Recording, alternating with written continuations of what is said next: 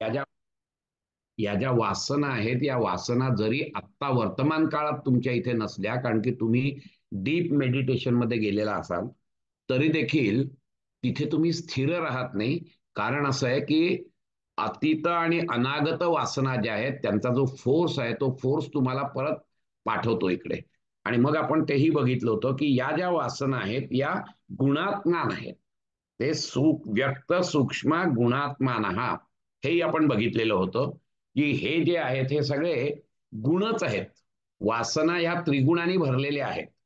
आणि त्रिगुणांनी भरलेल्या असल्यामुळे आपण हेही बघितलं की त्यातलं जे गुण आहेत ते गुण आणि वासना यांचा डायरेक्ट संबंध आहे, कारण everything is made up of त्रिगुणाच. And so all the expression, all the vasanas, or all the impressions on your chitta, it is made up of trigunas only, sattva, raja and tama. Now the question arises, that also we have discussed. A question arises, if everything in this universe is made up of three gunas, then how we can perceive only a single परिणाम एकत्वात तद्वस्तु तत्वम, वस्तू तत्व एकच कसं दिसतं आपल्याला? हा महत्वाचा मुद्दा, तो आपण मागच्या वेळेला बघितला होता की परिणाम एकत्वात वस्तू तत्वम, म्हणजे तीनही गुणापैकी एकाचाच परिणाम व्यक्त होत असल्याने एकच वस्तू हे तत्व सिद्ध होत असतं. हे आपण बघितलं. तेव्हा आपण हेही बघितलं की जे प्रिडॉमिनंट असेल तीन गुणांमधलं, तेच वस्तू तत्व आपल्याला प्रतीत होत असतं, बाकीचं प्रतीत होत नसतं. हे इथे आपण महत्वाचं लक्षात घ्यायचं असतं. म्हणजे उदाहरणार्थ समजा आपण अन्न खातो. हे अन्न जे आहे हे पाच महाभूतांपासून तयार झालेलं असतं. तन्मात्रातून महाभूत आणि महाभूतांपासून हे अन्न तयार होत असतं. आणि हे जे महाभूत आहेत ही प्रिडॉमिनंटली तमोगुणांची आहेत. आणि त्यामुळे त्यातून निर्माण झालेलं जे अन्न आहे तेही प्राधान्याने तमोगुणात्मक आहे. पण म्हणजे याचा अर्थ त्याच्यात सत्व आणि रजत नाहीत का? आता आहेत. त्यामुळे हे जे अन्न खातो आपण, या अन्नाचं जे काही परिणाम होतो तो प्राधान्याने तमोगुणात्मकच होतो. म्हणजे आपल्या शरीरामध्ये जे काही सप्तधातू घटक जे असतात त्या रूपाने तो होत असतो. तर हे सप्तधातू वगैरे सुद्धा सगळे तमोगुण प्रधान आहेत. पण ऍट द सेम टाइम त्याच्यामध्ये काही रज आणि सत्व पण आहे. तर ज्याप्रमाणे सत्व आणि रज प्राधान्य असतील या दोघांमध्ये, त्याप्रमाणे त्याच्या रूपाने त्याच्यात कमी अधिक असतील त्या मानाने ते अन्न शरीरात क्रियाशक्ती किंवा ज्ञानशक्ती निर्माण करतं. कळलं की नाही? कारण त्याच्यामध्ये तमो आणि रजोगुण आहेत. फक्त सप्त धातू निर्माण करतात का? तर नाही. तर त्याच्यात जे काही थोडासा अंश तमोगुणाचा आणि रजोगुणाचा असतो, त्या याच्याप्रमाणे एकतर क्रियाशक्ती निर्माण होते, नाहीतर ज्ञानशक्ती निर्माण होते. हाही मुद्दा आपण बघितलेला होता की वस्तू तत्व एकच असेल. महत्वाचं काय आहे की अन्न हे तामसिक आहे. त्याचप्रमाणे आपण बघितलं या ज्या सगळ्या फिजिकल गोष्टी आहेत, या फिजिकल गोष्टी ह्या तमोगुण प्राधान्य आहेत. आणि त्यामुळे त्याच्यामध्ये सत्व आणि रज अतिशय कमी प्रमाणात आहे. त्यामुळे त्यांना कॉन्शियसनेस नाहीये, त्यांच्यामध्ये क्रियाशक्ती नाहीये, त्यांच्यामध्ये ज्ञानशक्ती नाहीये. आपण सजीव असल्यामुळे, ते अन्न खाल्ल्यामुळे आपण त्यातलं रज आणि सत्वगुण पण खेचून घेत असतो. आणि म्हणून it get converted into क्रियाशक्ती आणि ज्ञानशक्ती. ज्या प्रमाणात सत्व आणि रज असेल त्या प्रमाणात.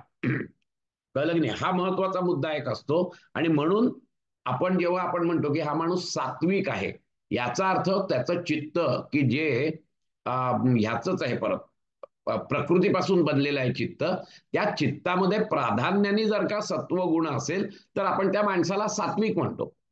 किंवा रजोगुण असेल तर त्या माणसाला आपण राजसिक म्हणतो. तमोगुणी असेल तर त्याला तामसिक म्हणतो आपण. याचा अर्थ बाकीचे गुण नाहीत का? आहेत. कधी कधी ते उफाळून येतात. या वेळेला तमोगुण उफाळून येतो, त्यावेळेला त्याला आपण तामसिक वृत्ती म्हणतो. परंतु प्राधान्याने काय दिसतं, तर हा माणूस सात्विक आहे किंवा हा माणूस राजसिक आहे. कारण की त्याच्या चित्तामध्ये तो गुण प्राधान्याने असतो, तोच फक्त. आणि म्हणून परिणाम एकत्वात वस्तुतत्व असं म्हटलेलं आहे की वस्तुतत्व एकच दिसतं. हे महत्वाचं लक्षात घ्यायचं असतं. म्हणजे एखाद्या माणसाला समजा मला दगड दिसला तर दुसऱ्याला तिथे पक्षी नाही दिसणार किंवा दुसऱ्याला तिथे सोनं नाही दिसणार, तर दगडच दिसेल तो, कारण वस्तुतत्व एकच आहे. हा मुद्दा लक्षात घ्यायचा असतो. परंतु इथेच ह्यांचं म्हणणं असं असतं की मग त्याची प्रतिती का येत नाही, हा महत्वाचा मुद्दा असतो. म्हणजे म्हणून ते पुढच्या याच्यात त्यांनी दिलेलं आहे की जरी वस्तुतत्व एक आहे तरी देखील ते जे आहेत वस्तू एक असूनही प्रतिती भिन्न व्यक्तींना भिन्न काय येते. याला काय कारण आहे, तुम्ही एक तर म्हणताय की वस्तुतत्व एकच आहे, मग प्रतिती जी येते ती प्रतिती भिन्न लोकांना भिन्न काय येते, तर ते त्यांनी पुढे दिलेलं आहे.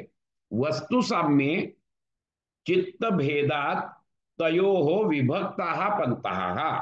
म्हणजे वस्तू सारख्या असल्या तरी त्याचं ग्रहण करणाऱ्या चित्तामधलं जे संस्कार भिन्न असल्यामुळे त्याचे परिणामही वेगवेगळे होतात.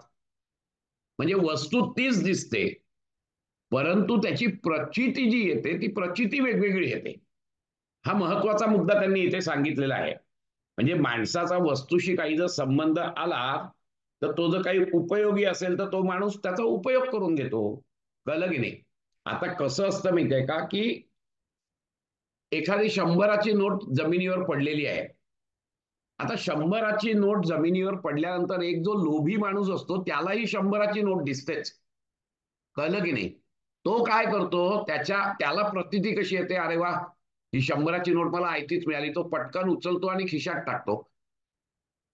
दुसरा जेव्हा माणूस येतो तेव्हा त्याला कळतं की अरे माझ्या लक्षात नाही आली ती 100ची नोट, आधी गेलेला माणूस, ती त्याच्या दृष्टीने दुःखकारक होते घटना. ती 100ची नोट त्याला दुःख देऊन जाते. एखादा जो सात्विक माणूस असतो त्यालाही 100ची नोट तशीच दिसते. वस्तुतत्व एकच आहे.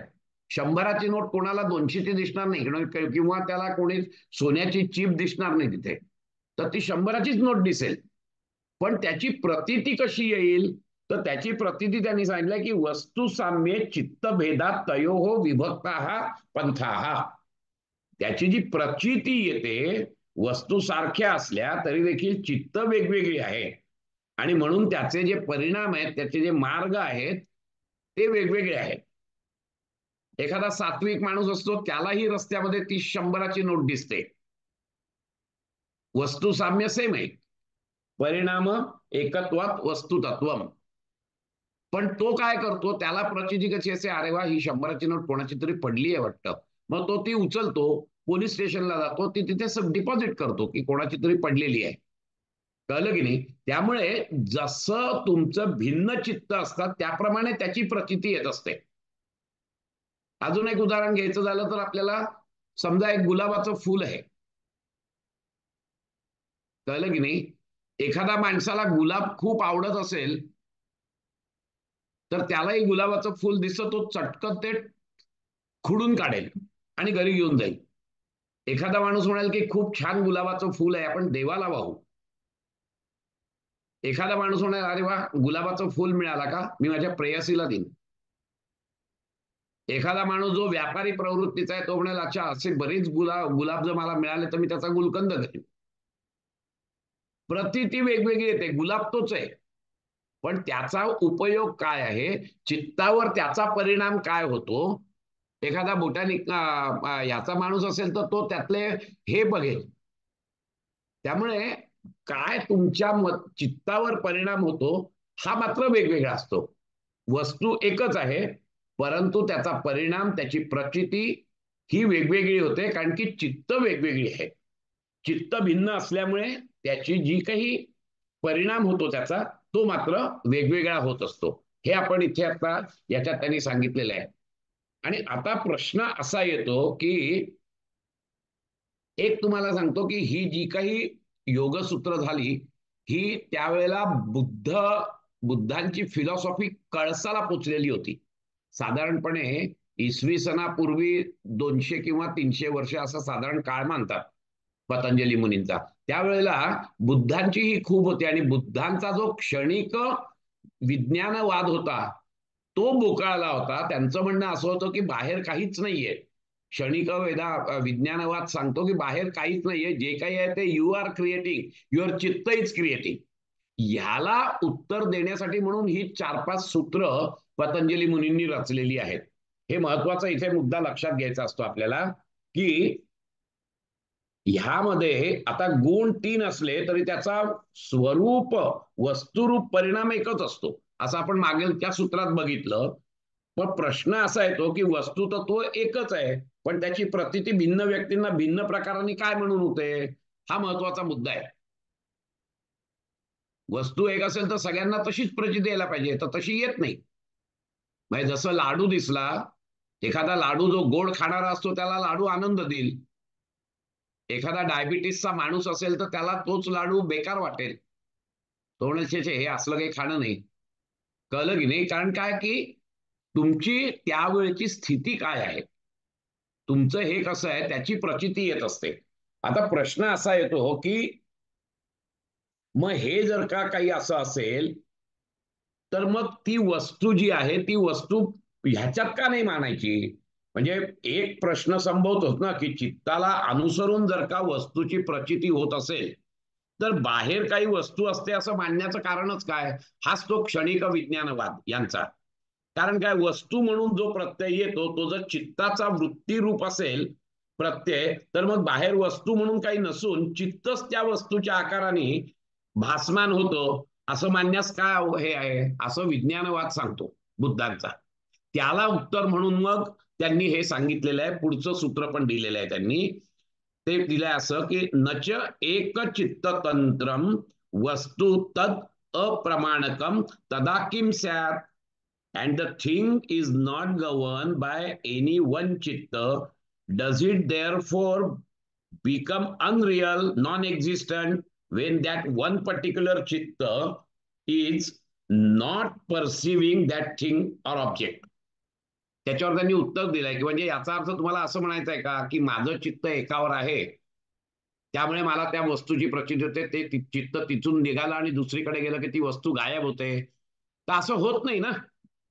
आपल्याला जे काही दिसतं ते असं होत नाहीच, तिथे ती वस्तू असतेच. आणि म्हणून त्यांनी सांगितलेलं आहे की वस्तू एकच असली तरी त्या वस्तूचं ग्रहण करणारी चित्त वेगवेगळी असली की वस्तूचे परिणाम भिन्न भिन्न होतात. हे पतंजलींनी गेल्या सूत्रात, मागच्या सूत्रात आपल्याला सांगितलंय. बरोबर आहे. असं असलं तरी वस्तूचा जन्म किंवा अस्तित्व हे कोणत्याही एका चित्तावर अवलंबून नसतो. न च एक चित्त तंत्रम वस्तू. एका चित्तावर त्या वस्तूचं हे नसतं तर ते तिथेच असतं.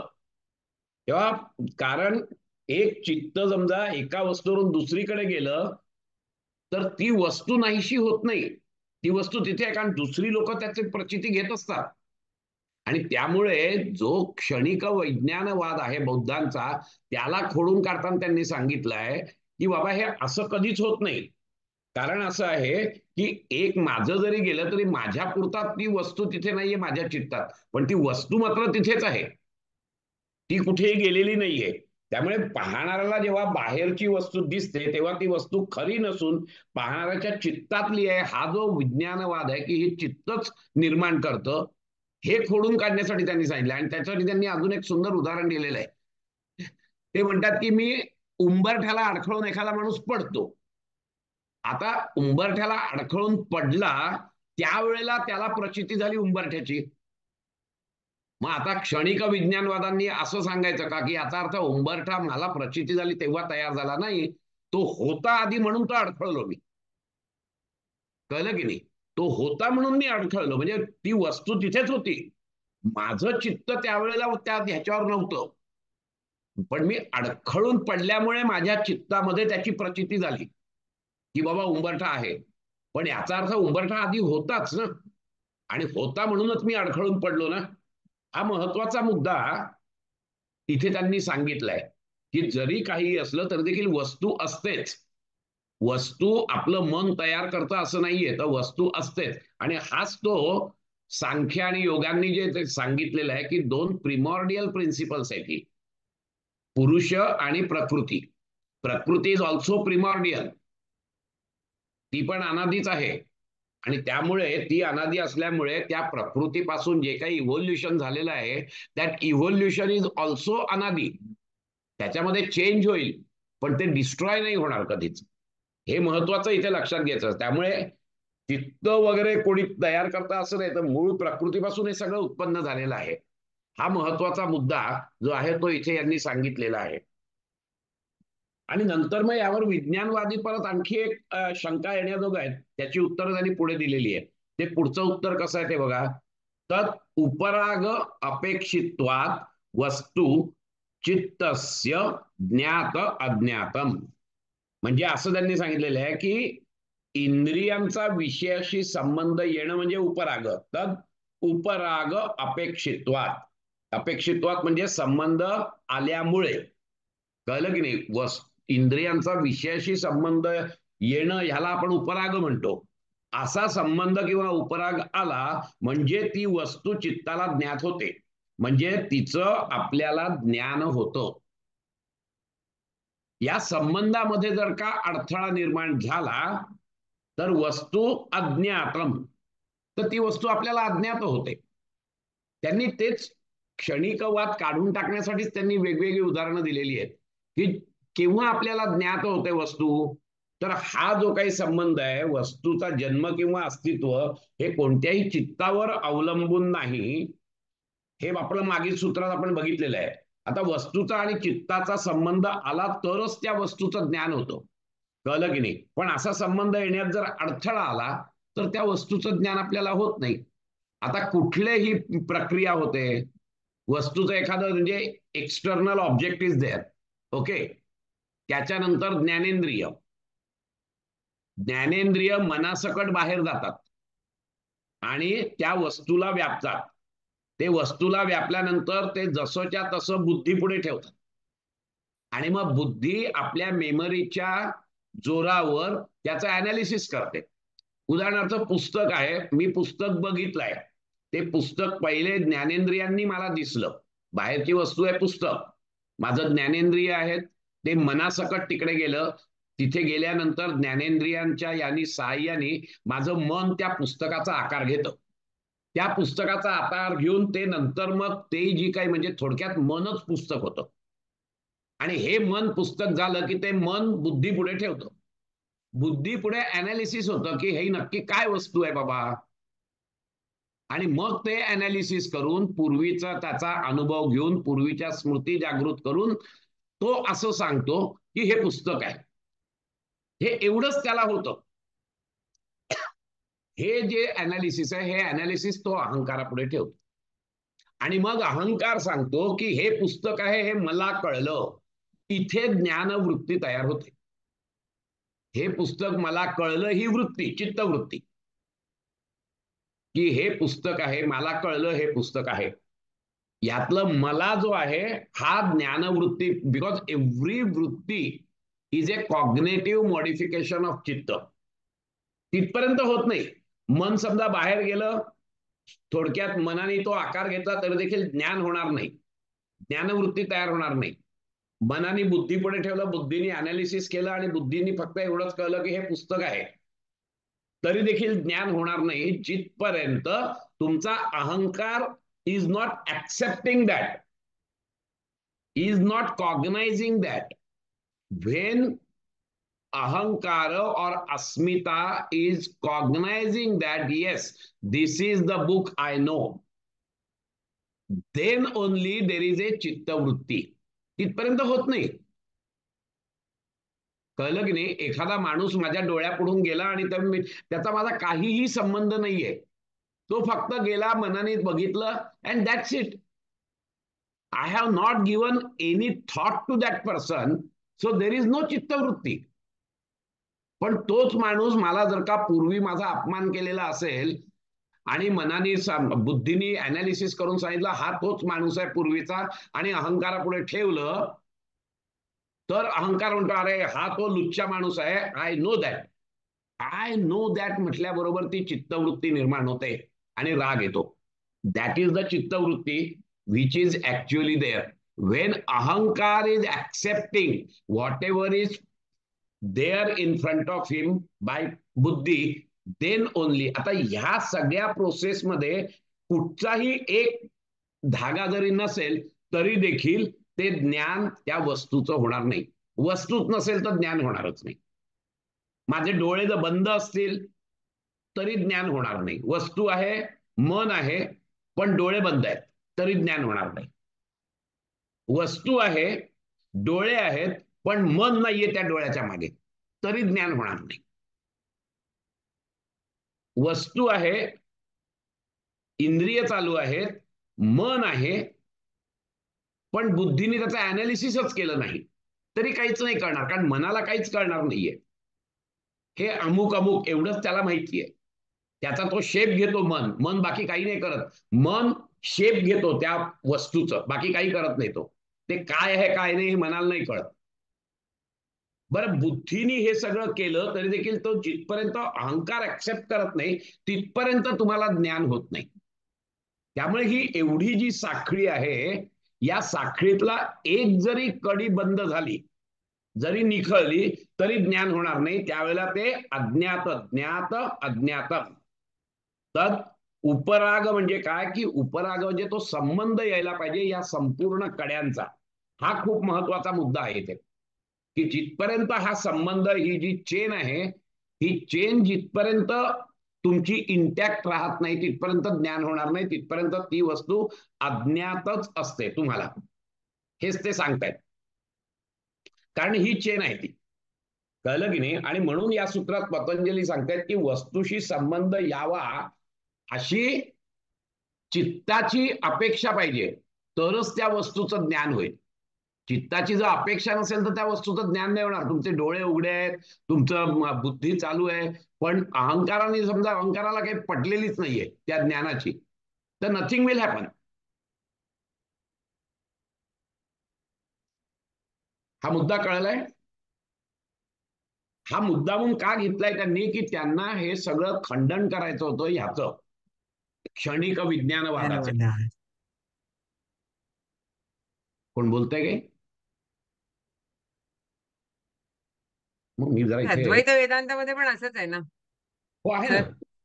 हो हो, एकच मिनिट. हा, एसी बंद. अद्वैत वेदांतींनी हे हाऊ डिड दे टॉलरेट दिस? कसले? वस्तू तिथेच आहे, वस्तू ही तिथेच आहे, ती वस्तू तर हलत नाही, म्हणजे वस्तू आहेच. आहे, वस्तू आहेच ना. पण हा, हे हे सगळे हे म्हणताय कोण? पतंजली म्हणतात. पण अद्वैत वेदांती असंच म्हणतात ना, की there is nothing, it is all your mind creation. हो, मग द तसं माइंड योग इज वशिष्ठातही तसंच आहे. हा, द वर्ल्ड नाही, इज अ पण तेही प्रोजेक्शन ऑफ कसं द आहे माइंड. माहितीये का, की कॉस्मिक माइंड आणि इंडिव्हिज्युअल माइंड असे दोन प्रकार आहेत. एक लक्षात घ्या, कॉस्मिक माइंड जी आहे ती वस्तू जशी आहे तशी तुमच्या पुढे ठेवतो. समजा दगड असेल किंवा मूर्ती असेल, तर रामाची मूर्ती असेल तर तुम्हाला रामाची मूर्ती दिसेल आणि मला कृष्णाची दिसेल, असं होत नाही. That is the cosmic mind which has created this thing. तर तुम्ही रामाची मूर्ती बघाल, मी पण रामाचीच मूर्ती बघीन, but the reaction to that knowledge is different for me and for you. माझी रामाबद्दलची काय भावना आहे त्याच्याप्रमाणे मी त्याची प्रचिती येईल. तेच त्यांनी सांगितलंय मागच्या सूत्रामध्ये. त्याची जी प्रचिती येणार आहे ती प्रचिती is always coloured by my चित्त, और कलर्ड बाय माय वासनाज, coloured by my impressions. It is not true or it is not false. It is always colored by the impressions. आणि म्हणून तर एक माणूस एकाला सज्जन वाटतो तो दुसऱ्याला दुर्जन वाटतो. इट इज बिकॉज तो माणूस तोच आहे. कळलं की नाही? पण त्याची प्रचिती जी येते ती दोन माणसांना वेगवेगळी येते. हाच चित्तामधल्या तुमच्या संस्कारांचा हा परिणाम आहे. आणि त्यामुळे जिथपर्यंत संस्कार आहेत तिथपर्यंत तुम्हाला रियालिटी कळत नाही. Because whatever you are experiencing, it is always colored by the impressions, by the vasanas, by the sanskaras which are there. And so it is not the ultimate reality. You will not get the ultimate reality, the experience of ultimate reality, till your karmashaya is full of sanskaras. Because all the time it is colored with the sanskaras. You get the point? Sir, Yeah. तर तुम्ही आता असं सांगितलं की इंद्रियांचा विषयांचा संबंध आल्यानंतर त्या ह्याचं ज्ञान होतं, त्या वस्तूचं ज्ञान होतं. पण मग त्याच्या संबंधांमध्ये अडथळा, मग तो कोणता अडथळा असतो? कुठचाही असू शकतो. ओके. ह्या चेन मध्ये म्हणजे एक्सटर्नल ऑब्जेक्ट, ज्ञानेंद्रिय, मन, बुद्धी, अहंकार आणि अस्मिता, ही ती चेन आहे. यात कुठचाही एक भाग नसेल तरी ज्ञानवृत्ती निर्माण होणार नाही. वस्तूच नसेल तर त्या वस्तूचं ज्ञान व्हायचा प्रश्नच नाही. वस्तू आहे पण माझे ज्ञानेंद्रिय बंद आहेत तरी ज्ञान होणार नाही. माझे डोळे उघडे आहेत, वस्तू आहे पण माझं मन नाहीये त्या ज्ञानेंद्रियांच्या मागे, तरी आपण कितीदा म्हणतो ना, अरे काय तुझ्या समोरून गेलो, तुला काय माहिती आहे, तुला कळलं कसं नाही, कारण मन नव्हतं तिथे. त्यामुळे कुठचीही एक कडी जरी तुटली तरी देखील हा जो उपराग आहे, हा उपराग म्हणजे संबंध जो आहे, या संबंधात अडथळा निर्माण होतो. आणि संबंधात अडथळा निर्माण झाला की ती वस्तू अज्ञात होते. हेच ते सूत्र सांगते. त्यामुळे कुठच्याही गोष्टीचं ज्ञान होण्यासाठी ही संपूर्ण कडी असली पाहिजे, हे त्यांनी सांगितलेलं आहे.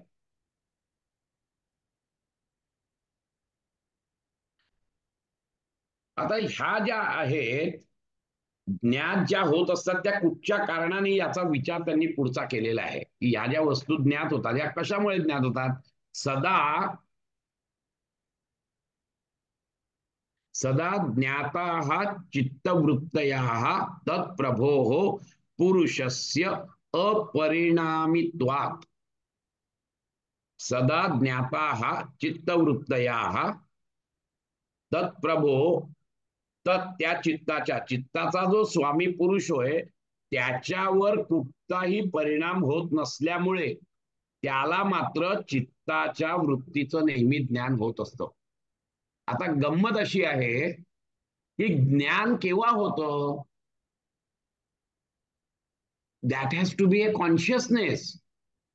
आता जे काही आपण आतापर्यंत सगळं बघितलं हे सगळं प्राकृतिक आहे आणि प्रकृती जड, कळलं की नाही. आणि त्यामुळे जे काही ज्ञान होत आहे ते ज्ञान फक्त आणि फक्त पुरुषाला होत आहे, कारण की पुरुषामध्ये हे ज्ञान ग्रहण करण्याची शक्ती आहे. It is the principle of consciousness. पुरुष is a principle of consciousness, हे लक्षात घ्या तुम्ही. आणि त्यामुळे जे काही ज्ञान होणार आहे ते पुरुषाला होणार आहे. आता गंमत अशी आहे की आपण तर म्हणतो की पुरुषाला कसं, मला ज्ञान झालंय ना. येस, ज्ञान तुला झालाय, पण कोणामुळे झालाय, तू कॉन्शियस कसा झालास, चित्त कॉन्शियस झालं कसं, तर चित्त हे it is the proximity of प्रकृती विथ द पुरुष. and because of that proximity it acquires the consciousness. It is the acquired consciousness to chitta, and so chitta becomes conscious or seems to become conscious.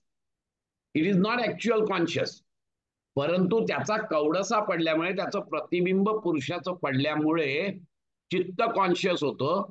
परंतु ते चित्ताला काहीच ज्ञान होत नाही, त्या कवडशाला ज्ञान होत असतं, विच इज कॉन्शियस. हे लक्षात घ्यायचं. आणि त्या दृष्टीने म्हणजे त्या प्रतिबिंबाच्या दृष्टीने चित्ताला ज्ञान होतं असं आपण म्हणतो, परंतु ऍक्च्युअली ते जे ज्ञान होतं ते पुरुषाला होतं. हे इथे त्यांनी सांगितलेलं आहे. महत्वाचा मुद्दा जो आहे तो हा आहे की चित्ताला ज्ञान होत नाही, तर चित्ताच्या वृत्तीचं नेहमी ज्ञान होत असतं, ते याला होत असतं, कारण तो अपरिणामी आहे.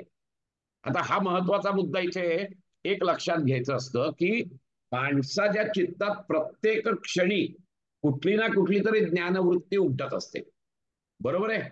आता चित्त सदैव त्या ज्ञानवृत्तीच्या रूपाने हे परिणाम पावत असतं. म्हणजे उदाहरणार्थ मी समजा एखाद्या वस्तूविषयी जर का विचार करत असेल तर त्याचं ज्ञान होतं, त्यावेळेला दुसऱ्या वस्तूविषयी अज्ञान असतं माझं, मग तिकडे गेलं की ते ज्ञान होतं. आता ज्ञान वस्तुज्ञान आणि वृत्तीज्ञान यात फरक आहे. परत वस्तूचं ज्ञान होतं, मी मगाशी म्हटलं तसं, की वस्तूचं ज्ञान बुद्धीला झालं, परंतु त्याच्यामध्ये वृत्तीचं जे ज्ञान आहे ते फक्त पुरुषाला होत असतं. म्हणजे बुद्धीने फक्त अनालिसिस केलं आणि सांगितलं की बाबा हा दागिना आहे, परंतु वृत्ती अजून निर्माण नाही झालेली. जिथपर्यंत that consciousness accept, that reflection of consciousness accept, yes, I know this is the ornament. The moment I say that I know this is the ornament, हे जे आहे ना, हे पण जे आहे ते चित्ताचं नाहीये, ते चित्ताचं आहे. आणि आय नो, मला माहिती झालं, यातला मी जो आहे तो ऍक्च्युअली पुरुष आहे, आणि त्याच्यामुळे तो अपरिणामी आहे. तो पण जर का परिणामी असता तर तुम्हाला रियालिटी कळलीच नसती.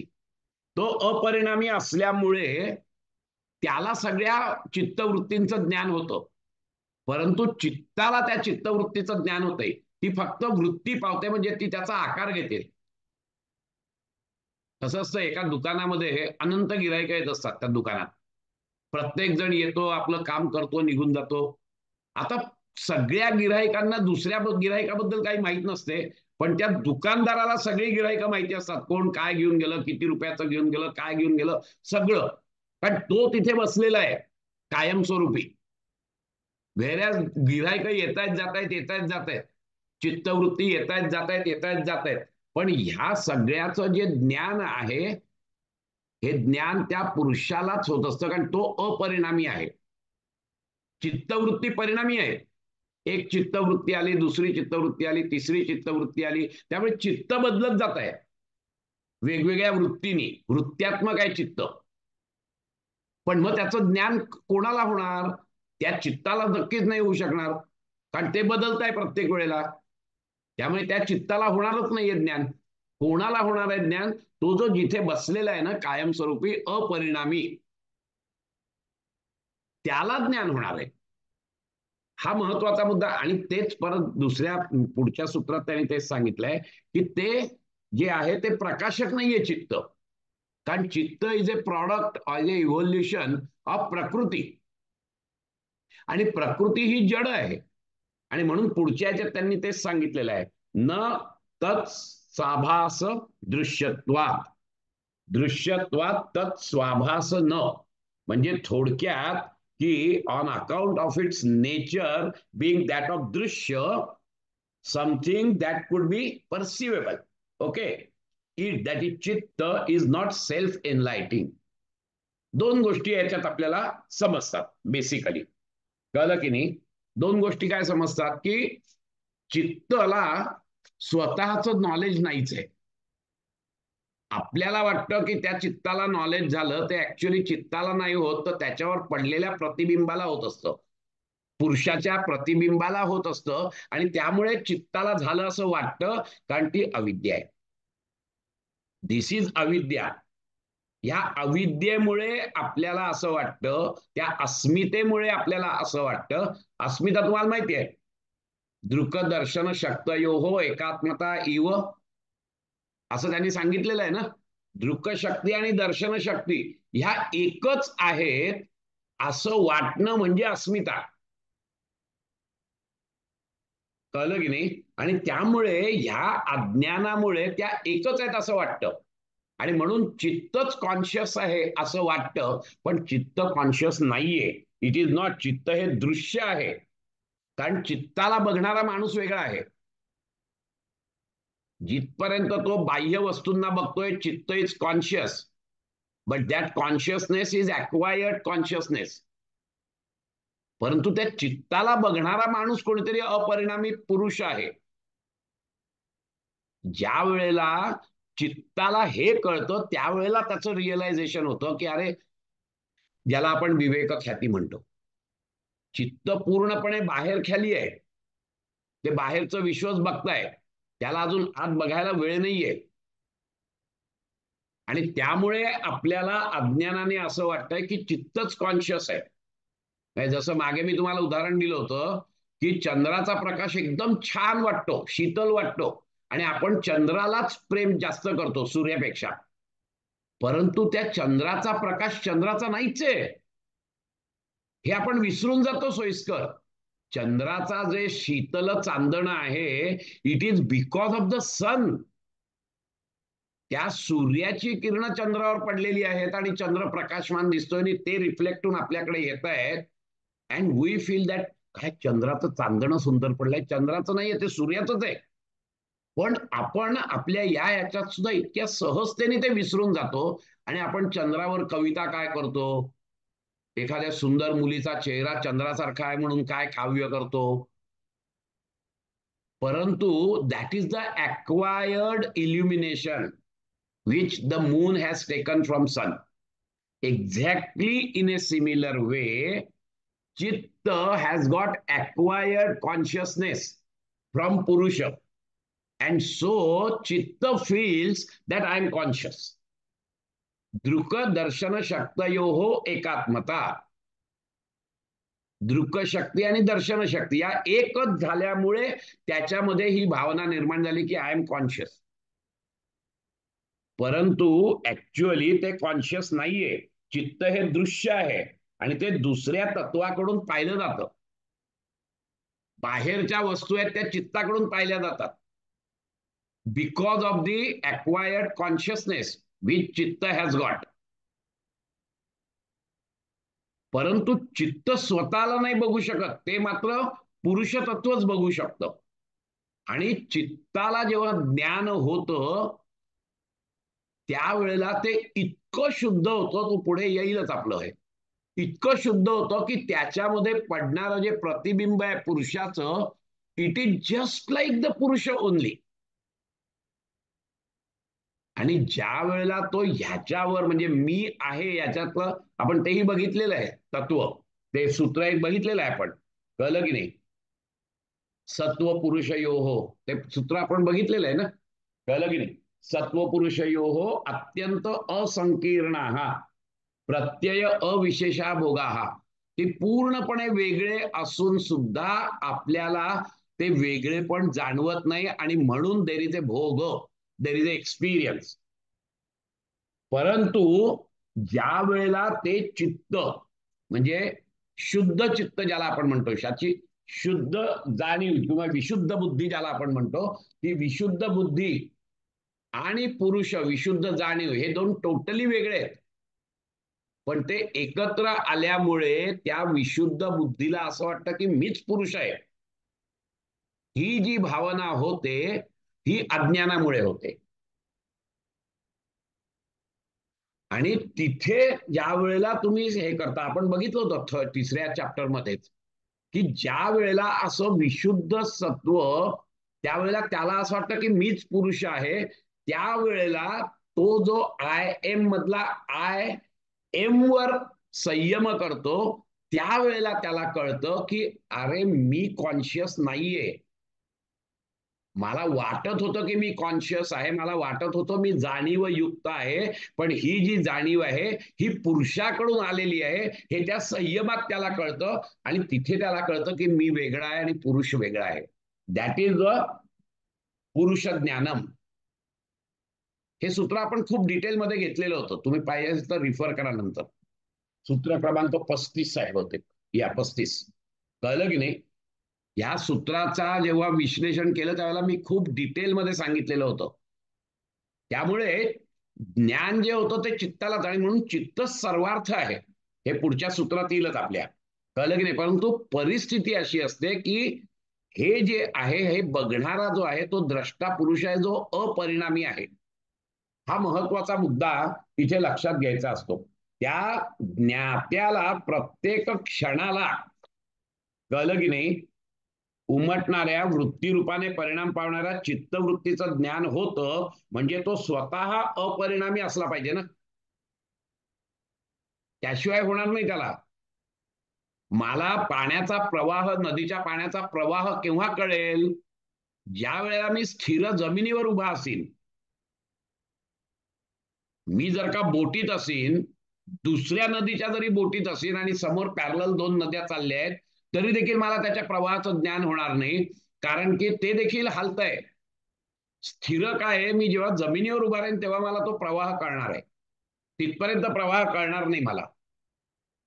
हा मुद्दा इथे लक्षात घेतला पाहिजे आपल्याला.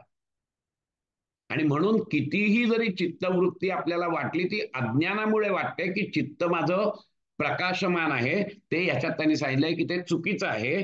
चित्त हे दृश्य आहे, म्हणजे ते दुसऱ्या तत्वाकडून पाहिलं जातं किंवा जाणलं जातं, म्हणून ते स्वाभास म्हणजे स्वप्रकाश म्हणजे स्वतःला जाणणारं असं होऊ शकत नाही.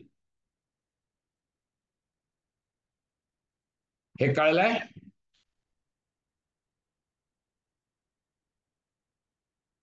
काही प्रश्न?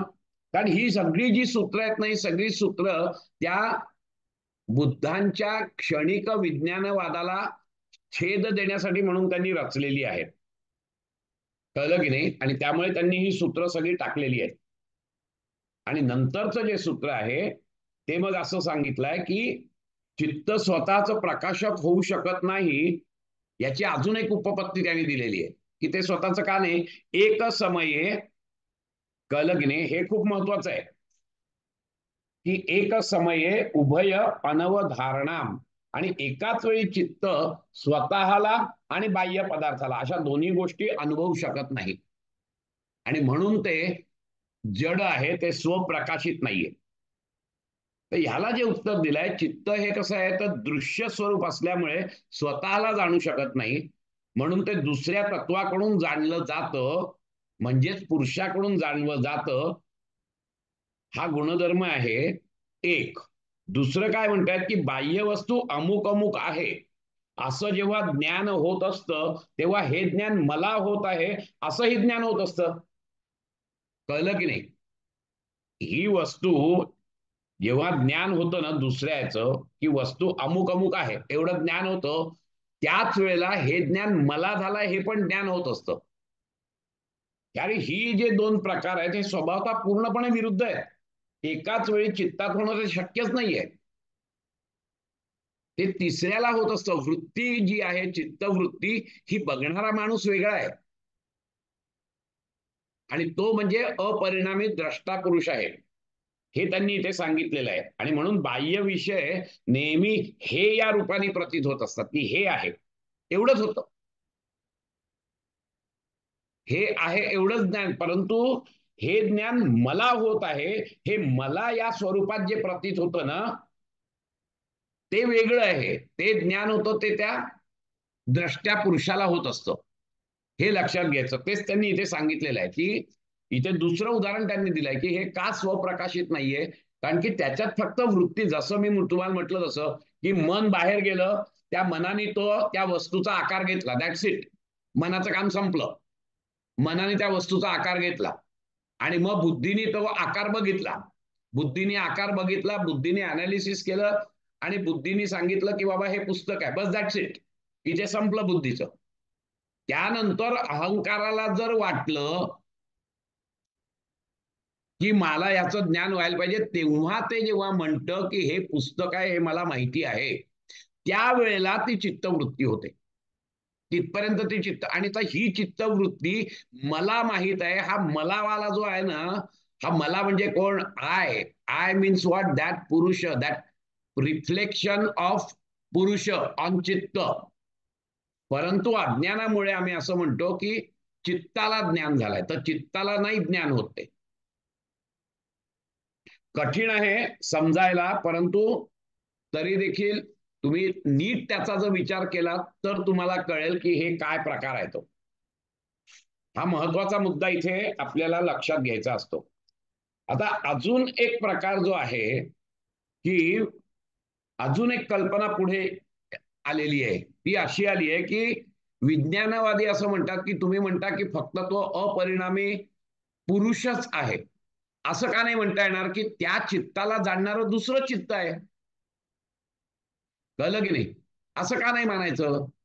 तो अपरिणामीच कशाला पाहिजे? तर त्याचं उत्तर देण्यासाठी म्हणून हे दुसरं हे आहे की चित्तांतर दृश्ये बुद्धी बुद्धे हे अतिप्रसंगा स्मृती संकरा. हा महत्वाचा मुद्दा त्यांनी इथे टाकलेला आहे की चित्त हे एकाच वेळी स्वतःला आणि बाह्य वस्तूला हे जाणू शकत नाहीये. हे आपण बघितलेलं आहे. कळलं की नाही? आणि त्यामुळे हे इथे जो च आहे ना शेवटचा, that the and shows that this is another argument to strengthen the preceding three sutras. That is very important. And so it is assumed, समजा त्यांनी असं सांगितलं की बाबा एकच चित्त आहे, ते दुसरं चित्त त्याला बघत असेल तर त्याच्यामध्ये अतिप्रसंग होण्याचा संबंध आहे. चित्तांतर दृश्ये बुद्धी बुद्धे हे अतिप्रसंग हा. समजा असं म्हटलं की बाबा ह्या वृत्ती ज्या आहेत या वृत्ती दुसऱ्या एका चित्ताला कळतायत, तर मग त्या चित्ताला जेव्हा कळतात त्यावेळेला त्याला जाणण्यासाठी अजून एक चित्त पाहिजे. मग त्या चित्ताला कळताय अजून एक, आणि हा अतिप्रसंग होईल. अशी किती चित्त होतील, हा महत्वाचा मुद्दा इथे आपल्याला लक्षात घ्यायचा असतो. जर का तुम्ही असं म्हणालात की दुसऱ्या चित्ताने त्याला बघितलंय. आता इथे प्रॅक्टिकल एक्सपिरियन्स असा असतो की समजा असं तुम्ही अज्युम करा की एक चित्त दुसऱ्या चित्ताला जाणताय आणि त्या चित्ताला तिसरं जाणताय, तिसऱ्या चित्ताला चौथं जाणताय, हे अगदी मान्य केलं एखाद्यावेळेस, तरी देखील त्या वस्तूचं खरं ज्ञान तुम्हाला होणार नाही. त्याचं कारण असं आहे की ही जी चित्त आहेत ही निर्माण चित्त नाहीये, ही ओरिजिनल चित्त आहे. आणि ओरिजिनल चित्त असल्यामुळे प्रत्येक चित्राला कर्माशय आहे आणि त्या कर्माशयामध्ये त्याचे संस्कार आहेत. कळलं की नाही?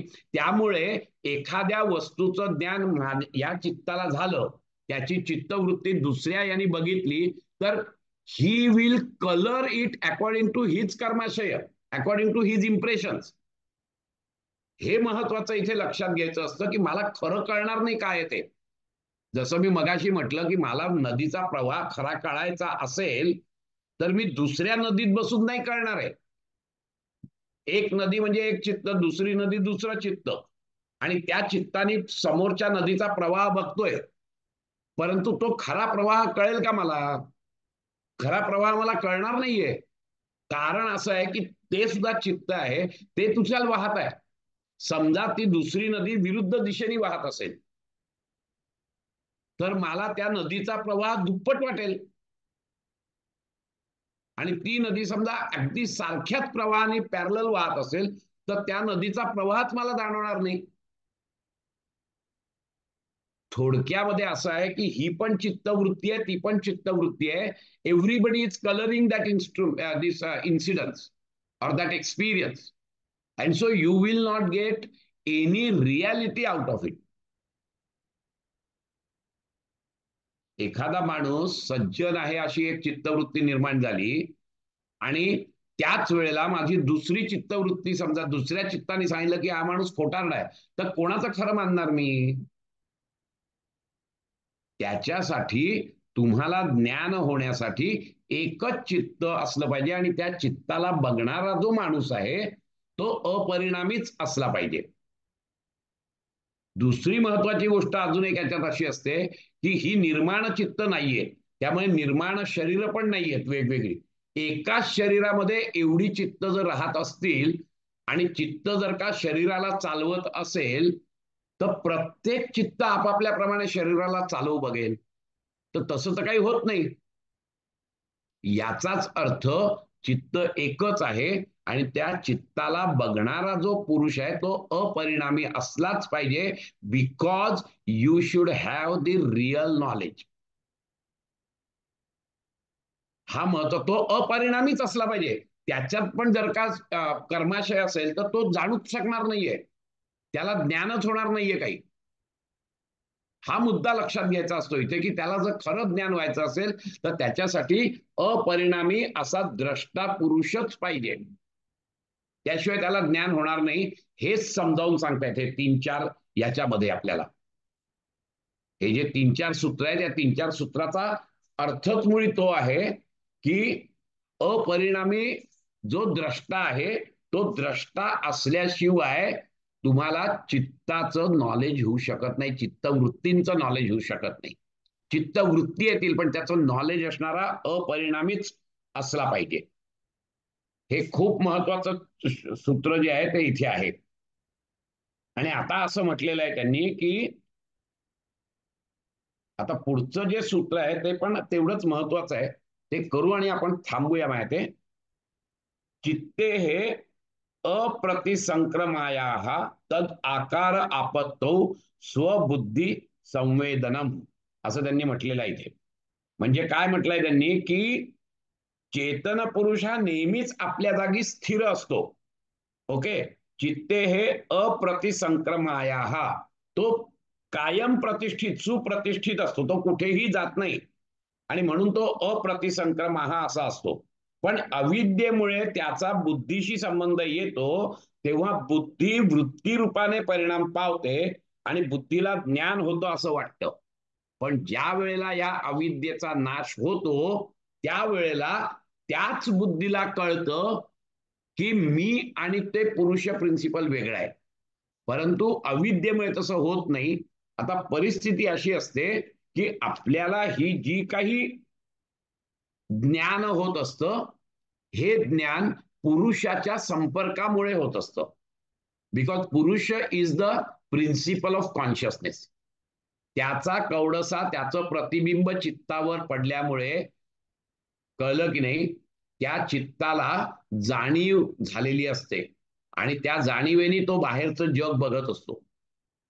तो बाहेरचं जग बघितल्यानंतर हळूहळू जेव्हा तो अंतर्मुख होतो, ते अंतर्मुख झाल्यानंतर जेव्हा तो त्याच्यातले मळ जे आहेत ते सगळे काढून टाकतो, रज आणि तमगुण, ज्या वेळेला तो पूर्ण सात्विक होतो, ते चित्त जेव्हा पूर्ण सात्विक होतं त्यावेळेला ते शुद्ध सात्विक जी बुद्धी किंवा चित्त असतं ते ज्ञानाला उपयुक्त असतं आणि ते ज्ञान त्याला मग होतं ज्या वेळेला तो पूर्ण प्रयत्न करतो की हा कवडसा माझ्यावर पडलेला आहे, हा अपरिणामी जो पुरुष आहे, हा जो हालत नाहीये, सगळीकडे जो आहे त्याचा जो प्रतिबिंब आहे माझ्यावर पडलेला आहे आणि म्हणून मी कॉन्शियस आहे. ही अविद्या पूर्वी जी होती की मीच कॉन्शियस आहे असं जेव्हा चित्ताला वाटायचं ते अविद्येमुळे वाटत होतं. परंतु ती अविद्या नष्ट झाल्यावर मात्र चित्ताला आत्म्याचं ज्ञान होतं, त्या पुरुषाचं ज्ञान होतं. अविद्या हा पहिला क्लेश आहे आणि बाकी सगळे क्लेश आहेत हे अविद्याचीच अभिव्यक्ती आहे. अविद्या, अस्मिता, राग, द्वेष, अभिनिवेश. त्यातला अस्मिता, राग, द्वेष, अभिनिवेश ही या अविद्येचीच अभिव्यक्ती आहे. हे लक्षात घ्यायचं असतं आपण. अविद्येची अभिव्यक्ती सगळ्या या आहेत अविद्यामुळे आणि या अविद्येमुळेच त्या चित्ताला स्वतःच हे आहे, कॉन्शियस आहे असं वाटत असतं. Because of that individuality, because of that asmita. हा मुद्दा लक्षात घ्यायचा असतो इथे की ह्या अस्मितेमुळे त्याला तो वाटत असतो, परंतु तसा तो नसतो.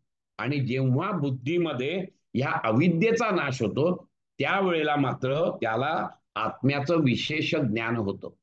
हे त्यांनी इथे या सूत्रात सांगितलेलं आहे. तिथपर्यंत होत नाही, तिथपर्यंत तो स्वतःच पुरुष आहे असं समजत असतो. कळलं की नाही. आणि हा जो मुद्दा आहे, हा मुद्दा यांनी इथे दुसरीकडे हे केलाय की हे जरी असलं तरी देखील चित्त सर्वार्थाने सक्षम असतं हे समजण्यासाठी. फक्त एवढंच आहे की त्याच्यामध्ये सत्वगुण, पूर्ण शुद्ध सात्विक गुण निर्माण झाले तर. तेच त्यांनी पुढच्या याच्यात सांगितलंय की द्रष्टुहु दृश्य उपरक्त चित्तम सर्वार्थम, हे त्यांनी सांगितलेलं आहे की हे सर्वार्थ आहे. खरं सांगायचं तर चित्त, चित्त सर्वार्थ आहे म्हणजे काय की ते बाह्य वस्तू पण बघू शकतं चित्त, त्यानंतर ते स्वतःला पण जाणू शकतं जसं जसं त्याच्यात सत्वगुण वाढत जातं आणि नंतर अल्टिमेटली ते त्या पुरुष प्रिन्सिपललाही जाणू शकतो. हे खूप महत्वाचं आहे इथे. आणि म्हणून त्यांनी सांगितलंय की द्रष्टुहु दृश्यो उपरक्तम चित्तम सर्वार्थम. सो द चित्त बिकमिंग कलर्ड बाय दृश्य, ओके, अँड ऑल्सो द्रष्टा, दोन्हीला ते कलर होतो, इज ऑल कॉम्प्रिहेंडिंग. सर्वार्थता त्याच्यात येते चित्ताला. आणि म्हणून मी मागे पण तुम्हाला सांगितलेलं होतं अगदी सुरुवातीला, मोक्ष मिळतो तो मोक्ष चित्ताला मिळतो. कळलं की नाही. चित्तच भोग भोगत असतं आणि चित्तच अपवर्गाला जात असतं आणि चित्तालाच मोक्ष मिळत असतो. म्हणजे चित्ताला जेव्हा ज्ञान होतं, पुरुषाला ज्ञान नाही होत, पुरुष त्याच्याही पलीकडे आहे, ज्ञानाच्याही पलीकडे आहे. कळलं की नाही? आणि म्हणून चित्ताला जसं जसं ज्ञान होतं तसं तसं ते ऑमनीपोटेंट, ऑमनीप्रेझेंट हे होत जातं. जसं जसं चित्त शुद्ध होत जातं. हे कळलं का? आणि म्हणून तो सर्वार्थाने पुरुष होऊ शकतो चित्त, कारण तेव्हा ते पूर्ण सत्वगुण असतं. त्यावेळेला इतकं क्लिअर कट प्रतिबिंब पुरुषाचं पडतं की as if that it self is पुरुष. या अर्थाने त्यांनी सर्वार्थता म्हटलेली आहे. की चित्त बाहेरच्या वस्तूंना जाणतं, चित्त स्वतःला जाणतं की अरे मी चित्त आहे, मी कॉन्शियस नाहीये, आणि चित्त त्याच वेळेला पुरुषालाही जाणतं. या दृष्टीने ते सर्वार्थ असं असतं ते. त्यामुळे चित्ताचं पोटेन्शियल याच्यात सांगितलेलं आहे की without vehicle consciousness cannot manifest, and without consciousness चित्त कॅनॉट मॅनिफेस्ट. त्या दोघांचं एकत्रीकरण आल्याशिवाय काहीच होणार नाहीये. आणि ते सर्वार्थ चित्त आहे. It is because that there is a reflection of पुरुष कॉन्शियसनेस, आणि म्हणून इट बिकम्स कॉन्शियस. जसं आपल्याला चंद्राचा प्रकाश सुंदर वाटतो तसं चित्तही सुंदर वाटतं आपल्याला. त्याच्या मागचं पुरुष तत्व आपल्याला कळत नाही, आपल्याला फक्त चित्त कळतं, की चित्तच काय जे काही आहे ते कळतं, बाकी काही नाही कळत.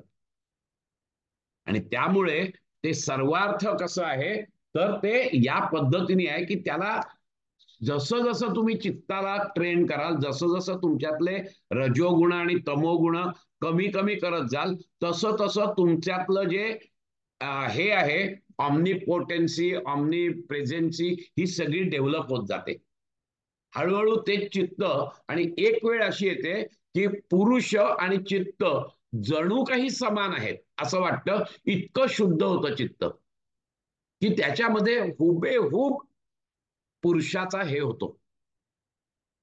आणि त्यावेळेला चित्त जेव्हा त्याच्यावर संयम करतं त्यावेळेला त्याला कळतं. तिथपर्यंत त्यावेळेला तर चित्त असं असतं की मीच पुरुष आहे, कारण हुबेहूब प्रतिबिंब पडलेलं असतं.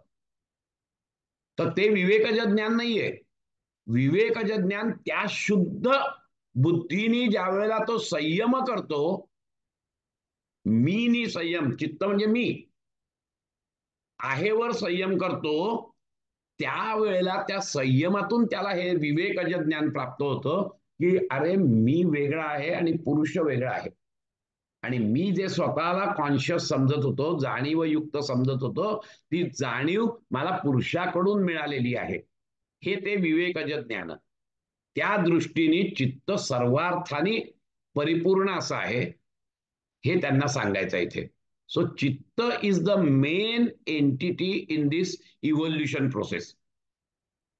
चित्तच भोग भोगत असतं. चित्तामध्ये जितक्या वासना असतील त्या वासनांमुळे we colour our experiences, we don't get the ultimate reality, because the moment we get something we colour it with our experience, we colour it with our vasanas, we color it with our impressions, and so we don't get the reality behind that object because we always color it.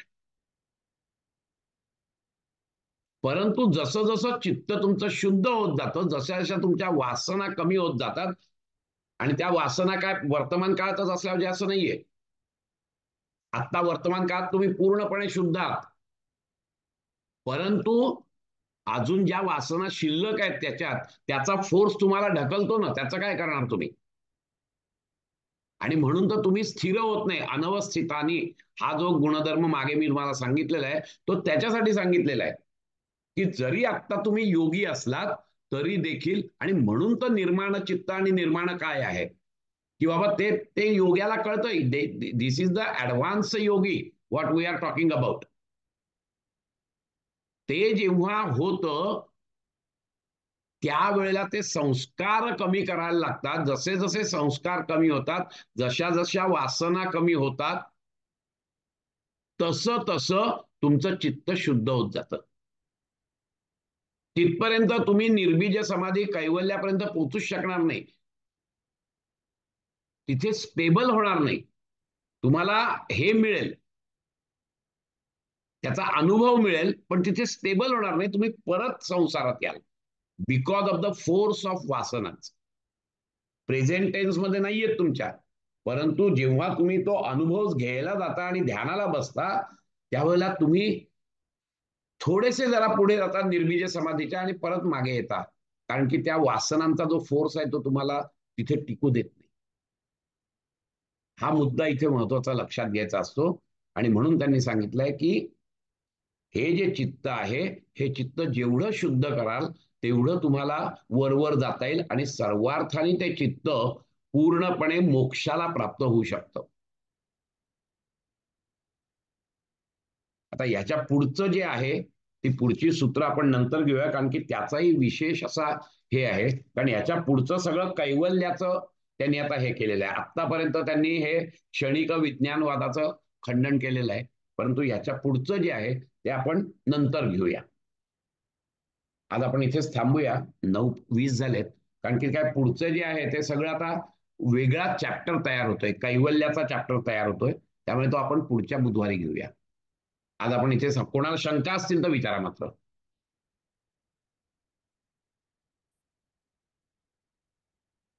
डोकं गरगरलं असेल तर थांबूया इथे.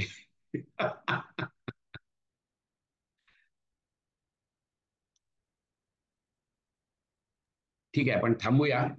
पण परत परत सांगतो तुम्हाला, हा चॅप्टर तसा कठीण आहे. चौथा चौथा पाठ तसा बऱ्यापैकी कठीण आहे. तो नेहमीच ऐकला गेला पाहिजे, त्याच्यावर चिंतन मनन व्हायला पाहिजे, तर तो कळेल. आपण थांबूया इथे, एक शांतीपाठ म्हणून, आणि बंद करू. शांत स्वस्थ बसा, डोळे मिटून घ्या.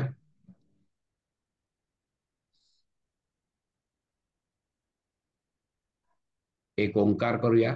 त्यासाठी संपूर्ण श्वास सोडून द्या. खोलवर आणि दीर्घ श्वास घ्या.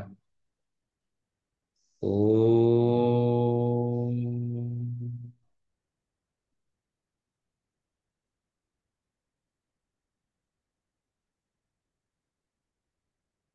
दोन्ही हात जोडून घ्यायचे. शांतीपाठ सगळ्यांनी एकत्रित. ओम पूर्णमद पूर्णमिदं पूर्णात् पूर्णमुदच्यते पूर्णस्य पूर्णमादाय पूर्णमेवावशिष्यते. ओम शांति शांति शांति. हरि ओम. हस्तमर्दन, नेत्रस्पर्श, सावकाश डोळे उघडायचे. हरि ओम.